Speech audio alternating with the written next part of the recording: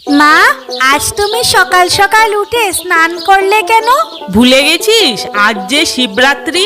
আজ শিব ও পার্বতীর বিবাহের রাত। আজ সারা রাত ধরে শিব ঠাকুরের পুজো করা হয়। ও, তার মানে আজ তুমি উপোস করবে। কিন্তু কেন? না খেয়ে থাকলে তো পেটে ব্যথা হবে।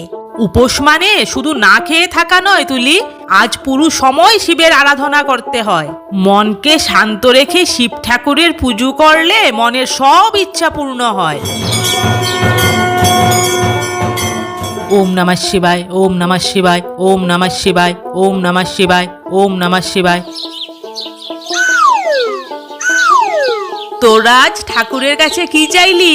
আমি চেয়েছি যাতে আমি একটা ভালো মানুষ হতে পারি, আর আমি সামনে পরীক্ষায় যাতে ভালো রেজাল্ট করতে পারি এটা চেয়েছি, পড়াশোনা না করে। হুম, না না, মানে পড়াশোনা করে।